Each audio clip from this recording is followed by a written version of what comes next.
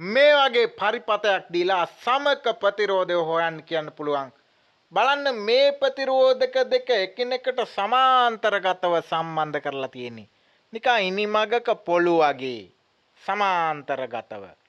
හැබැයි මේක ශ්‍රේණිගතව මේ දෙකත් එක්ක ගත්තොත් මේක ශ්‍රේණිගතව පේලියට සම්බන්ධ කරලා තියෙන්නේ. එතකොට මෙන්න මේ දෙකේ සමක ප්‍රතිරෝධය වෙනම හොයලා මේ දෙක එකතු කරන්න ඕනි. මෙතන ඉඳන් මෙතනට AB කියලා ගමු, මෙතන ඉඳන් මෙතනට C කියලා ගමු. එහෙනම් A හා B අතර සමක ප්‍රතිරෝධය මුලින්ම හොයන්න ඕනි. AB අතර සමක ප්‍රතිරෝධය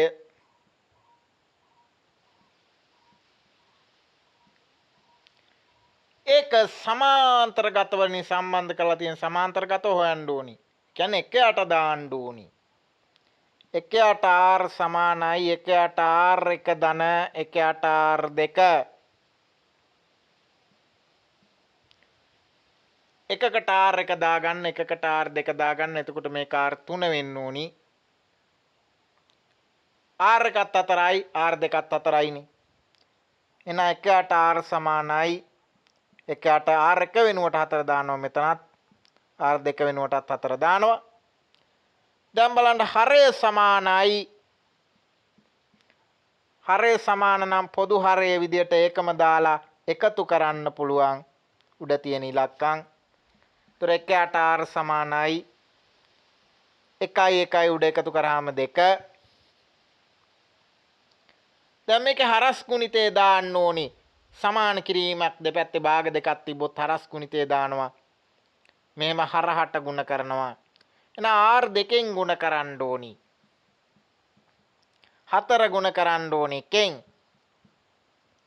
එහෙනම් R දෙකෙන් ගුණ කරාම 2R සමානයි 4. මෙතන ගුණිතයක් තියෙන. ගුණ කිරීම දෙකේ ප්‍රතිවිරුද්ධ දේ බෙදීම 2. 2ට 2 1යි 2ට 2 1යි කියලා කපලා දානවා. මෙතන R ඉතිරි වෙනවා. 4 දෙකෙන් බෙදුවාම 2යි 2 ඕම් කියලා එනවා ප්‍රතිරෝධය. මේ 2 ඕම් කියලා ආවේ මොකේ ප්‍රතිරෝධයද? A හා B අතර ප්‍රතිරෝධය. ඒතර සම්පූර්ණ සමක ප්‍රතිරෝධය නෙමෙයි. A හා C අතර සමක ප්‍රතිරෝධය හොයන්න ඕනි. සම්පූර්ණ පරිපතේ සමක ප්‍රතිරෝධය හොයන්න. ඉතින් A හා B අතර මේ දෙකේම සමක ප්‍රතිරෝධය 2යි කියලා හොයාගත්තා. එහෙනම් මේක වෙනුවට මෙහෙම 2 කියලා දාන්න පුළුවන්. මෙතන මේ ටිකේ 2යි. මම මේ පැත්තේ අඳින්නම්කෝ. A හා B අතර සමක ප්‍රතිරෝධය 2යි. දැන් ඒකට සම්බන්ධ කරලා තියෙනවා මේ B හා C. ඒක ඇවිල්ලා 3යි. මේක කටුකොලෙක් කරගන්න 3යි. ඒතර දැන් ඔන්න ඔය දෙක ශ්‍රේණිගතවනි සම්බන්ධ වෙලා තියෙන්නේ.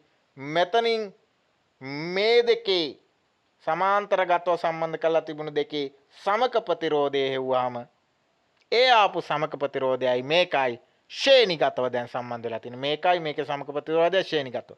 අන් ශ්‍රේණිගත නම් කෙලින්ම එකතු කරන්න තියෙන්නේ 2යි 3යි 5යි. එහෙනම් අපි දන්නවා A හා C අතර සමක ප්‍රතිරෝධය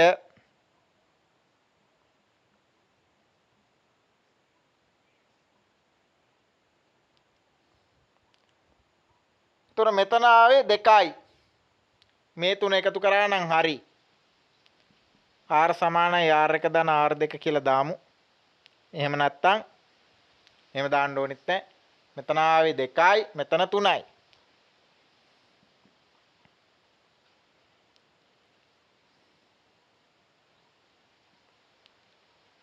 මෙතන ආපු සමක ප්‍රතිරෝධයට එකතු කරා නම් හරි. මෙතන ආවේ 2යි මෙතන 3යි. මෙතන ආපු සමක ප්‍රතිරෝධය 2යි මෙතන 3යි. ශ්‍රේණිගතව නම් එකතු කරන්න තියෙන්නේ 2ට 3ක් එකතු කරාම 5යි. එහෙනම් සම්පූර්ණ පරිපතේ සමක ප්‍රතිරෝධය එනවා 5යි ඕම් කියලා. හරි. මේ මුලින් හෙව්වේ A හා B අතර සමක ප්‍රතිරෝධය. ඒකයි මේක එකතු කරාම එනවා A හා C අතර සම්පූර්ණ පරිපතේ සමක ප්‍රතිරෝධයක 5යි ඕම්. දැන් මේ හරහා ගලන ධාරාව හොයන්න ඕනේ. මේකේ විභවාන්තරය 10 වෝල්ට් කියලා දීලා තියෙන්නේ. ධාරාව හොයන්න දාන සූත්‍රය තමයි V සමානයි IR කියලා කියන්නේ. මෙතන ගුණිතයක් තියෙන්නේ. V කියන්නේ 10යි. I ගුණ කිරීම R වෙනුවට දාන්නේ මේ 5. ගුණ කිරීම පහේ ප්‍රතිවිරුද්ධ දේ බෙදීම පහ ඉරක් ගාලා පහ දානවා. පහට පහේ එකයි පහට පහේ එකයි. මෙතන පහට පහේ එකයි 10ට පහේ දෙකයි. ඒතර i සමානයි 2 කියලා එන්නේ.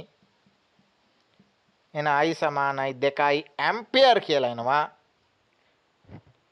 මේ හරහා ගලන ධාරාව මෙන්න මේ විදිහට සමක ප්‍රතිරෝධය හෙව්වා. ධාරාව හෙව්වා.